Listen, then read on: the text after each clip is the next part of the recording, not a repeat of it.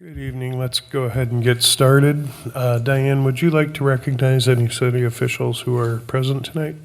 Yes, Mayor Jamie Slutes, Law Director Justin Richard, Present. and Economic Director of Development Ted Hernkane. Here.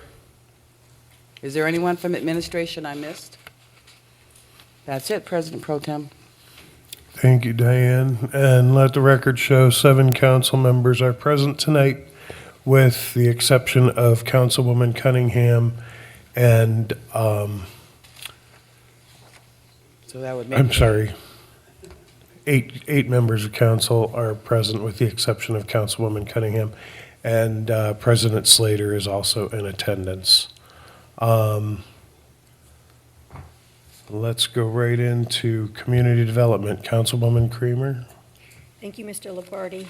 I have one new item. Please prepare legislation to enter into an agreement with Ohio State Historic Preservation Office for historic reviews for the city's HUD Community Planning and Development Programs. This agreement is for 5 years and will expire December 31st, 2029. It does have emergency language, and the reason is to meet the submission deadline of March 1st, 2025. Can I have someone from administration please come forward and give us a little bit more information regarding this request?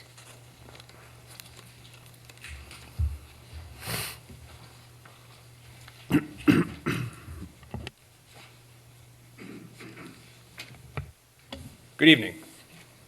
So this would be the second 5-year agreement term.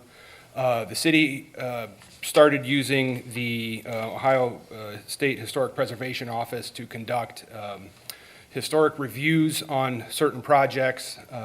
This started, I think, back in 19 or 20. So 20 to 24 was the first 5-year period, so this would be the second 5-year period. It does apply to all of our HUD programs, CDBG and home. These are for projects where we have to do historic reviews, mostly for CDBG, it's demolitions. It would also be for any large-scale residential developments, which we don't usually undertake. Usually it's just emergency rehabs and things like that. So really the only program that would qualify for these reviews that we have to undertake is the demolition program funded through CDBG. There's no cost for these reviews, and that's about all I had. If you have any questions, it's somewhat standard at this point. We have to, by regulation, we have to conduct historical and environmental reviews on certain projects. This is the avenue we use for the historic side. Can you tell us, within the time frame of the first agreement, how many times we had to reach out to this group for reviews or advisement? That's a good question, because I don't think we did any CDBG demolitions. We may have been doing some neighborhood stabilization program during that time, still maybe not. If there are supplemental grants from HUD like NSP or something else would come forward from time to time, we would use that as well. I honestly don't know how many times we actually used So it. it's good to have in case we need it. Well, we're required to have it in instances Okay. where we need it. We did budget some money from CDBG last year, so we will have several demolitions to undertake over the next 6 months or so, so we will be using them frequently this year. So this is residential property too that fall under CDBG, Correct. in addition to commercial or whatever else. Yeah, we typically don't tear down commercial with CDBG, but yes, if we did, it would apply. It would apply. Okay. Does any council members have any questions? Yes, Ms. Brian Heath. How does this, thank you, how does this relate to our own Historic Preservation Committee, or does it have any? It really doesn't. Our local Historic Preservation Commission is, their main authority is on design review on exteriors for buildings in the downtown historic district. This office has a lot more weight and teeth in what they can make you do in certain instances. So it's different, but they both deal with kind of the same thing. Anyone else? Go ahead. Is there a cost? No. Anyone else have any questions or concerns? Since it does have emergency language, I would like to bring it forward if I get a second signature tonight by Mr. Gregg. All right. And the reason for Mrs. Kramer, the reason for the ask on the emergency language is we were waiting for this last year. We knew it had to be done by the end of the last calendar year.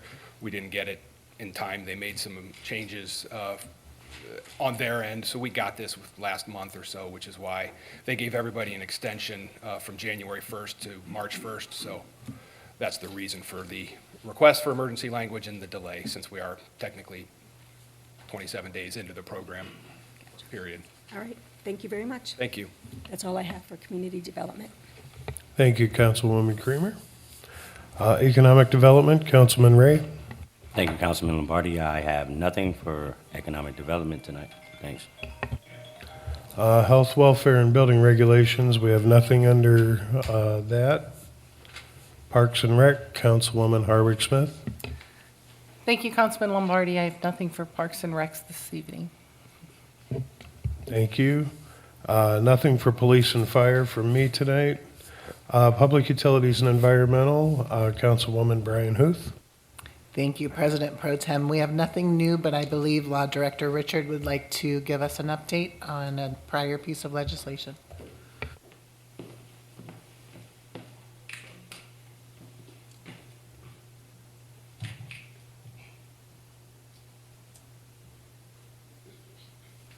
Thank you, Councilwoman Brian Huth. Members, if you recall, you were asked by the Ohio Municipal League to join in on a AT&T tariff revision. Does everybody remember that? And we passed that. Good news. I'll read from their email, not verbatim, but the good parts. We want to thank all the municipalities who signed on to our intervention filing related to the proposed AT&T tariff request with the Public Utilities Commission of Ohio, also known as PUCO. Shortly after filing our intervention on Wednesday, AT&T withdrew its request. So we're out of the woods proverbially for now. They're a company, they're looking to make money. So if you guys recall, this was where they were trying to shift the burden to cities. If ever came the need to move any of their equipment that lies in a municipal fare through city-owned property, something of that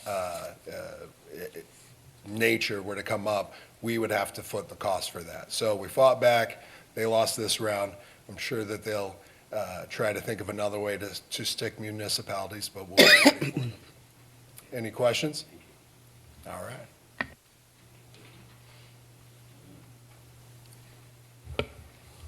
That's all for public utilities. Thank you. Thank you, Councilwoman Huth. Rules, Courts, and Civil Service, Councilman Gregg. Thank you, Councilman Lombardi. I do have one item of old business, ordinance number 4-2025, ordinance authorizing the mayor and the director of public service and safety of the city of Massillon, Ohio, to accept and enter into a collective bargaining agreement with the Massillon Fraternal Order of Police, Henderson Lodge Police Officers Association Gold Unit, effective July 1st, 2024 through June 30th, 2027, and declaring an emergency. To my understanding is the Gold Unit still has not voted on the contract, so nothing new to report in this issue. And that's all I have for Rules and Courts. Thank you, Councilman Gregg. Streets, Highways, Traffic, and Safety, Councilman Paquile. Thank you, Councilman Lombardi. Nothing for streets, highways, traffic, or safety this evening. Thank you, sir. Finance, Councilman Lewis. Yes, we have one new piece. It is the sidewalk replacement program. This is, I don't know, year 3 or 4 of this.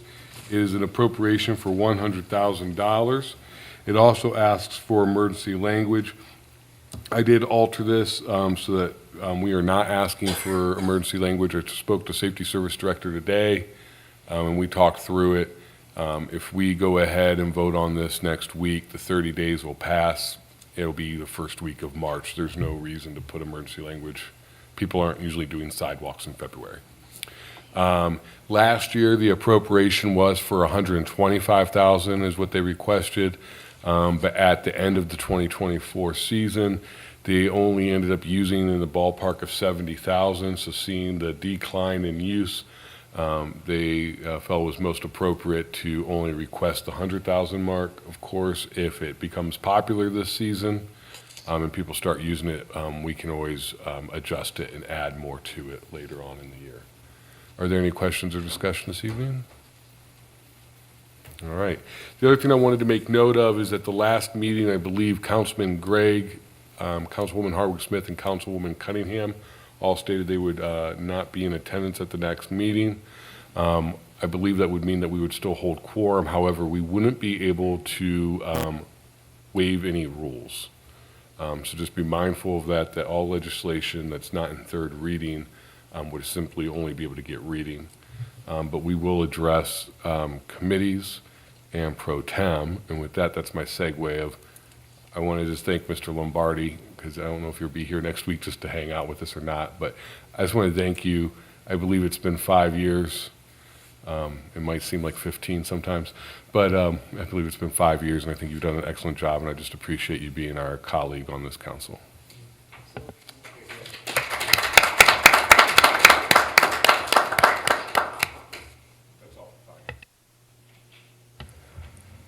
Thank you, Mr. Lewis. And if nobody else has anything else, we'll adjourn. We're adjourned.